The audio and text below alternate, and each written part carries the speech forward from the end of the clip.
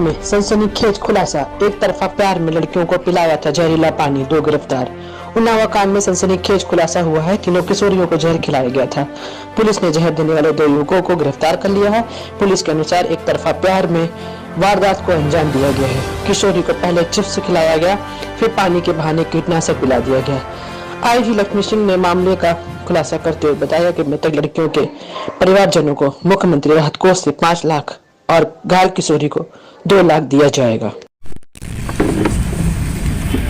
हुई है, लेकिन इसकी अभी तक तस्दीक नहीं हो पाई है और इस दिशा में भी टीम भेज के सत्यापन कराया जा रहा है।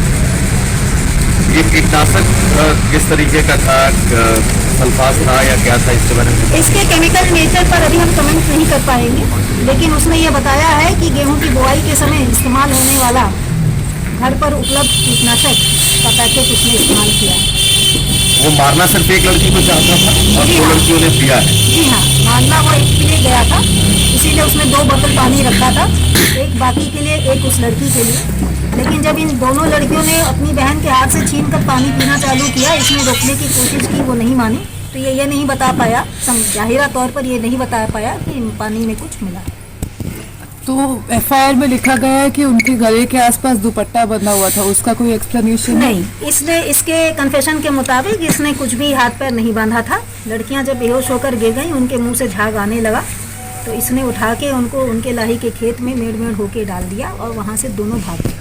इन्हीं दोनों को भागते हुए हमारे मुखबिर के द्वारा देखा गया था। परिवार वालों का आरोप था कि इनके हाथ पांव बंधे हुए थे, उसी दुपट्टे से बंधे हुए थे और उन लोगों ने खोला उसे। हाँ। और ये और उन्होंने अभी क्या उसने कंटिन्यूइंग क्वेश्चन है ना, एफआईआर में ये भी बोला परिवार के एक सदस्य द्वारा दिया गया था। परिवार के उस सदस्य द्वारा मौके पर पहुंचकर, सबसे पहले पहुंचकर बच्चियों को नहीं देखा गया था। जो सबसे पहले मौके पर पहुंचे थे, उनके पीछे एक बच्ची की मां भी पहुंची थी। उस बच्ची का मां का स्टेटमेंट कल आया था। पोस्टमार्टम की रिपोर्ट में किसी भी प्रकार का लाइगेचर मार्क या किसी भी प्रकार की एंटीमॉर्टम इंजरी नहीं आई है। आरोपी द्वारा अपने कन्फेशन में इस बात को नकारा गया है। इस बात से उससे कड़ाई से पूछताछ भी की गई थी, लेकिन उसके द्वारा नकारा गया है। चूँकि उनके दोस्ताना संबंध थे, वो रोज़ बैठ के कुछ खाते पीते थे, गपशप करते थे। इसी विश्वास में बच्चियों ने उसका दिया हुआ नमकीन खाया, उसका दिया हुआ पानी पिया, और वो बात करते जब पानी पीते ही वो गिर गए और उनके मुंह से झाग आना शुरू हुआ, तब ये पैनिक में उठ के भागा है। मैम, क्या इसमें और भी कुछ लोगों के शामिल होने की संभावना है?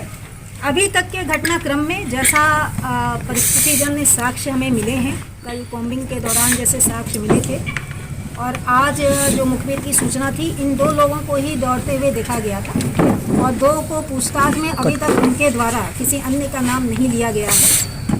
कट के तो जो बातें इस लड़के ने बताई हैं, विनय नाम, क्या उसका कोरोबोरेटिव एविडेंस जो है वो उससे मैच कर रहा है कि जो ये कह रहा है वही सच है?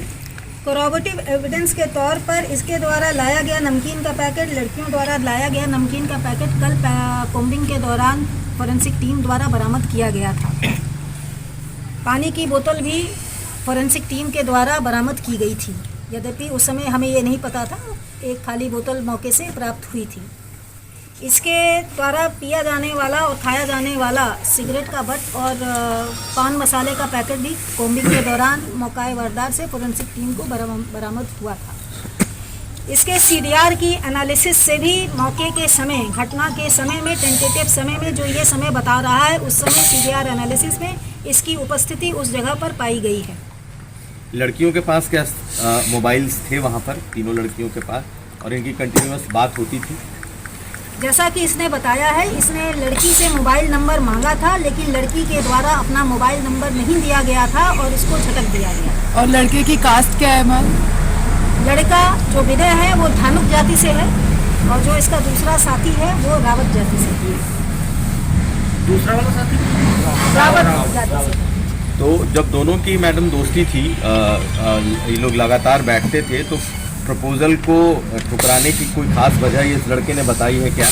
इसने एक वजह बताई है जो कि उस लड़की द्वारा इसको बताया गया था, लेकिन उसका अभी हम तस्दीक कर रहे हैं।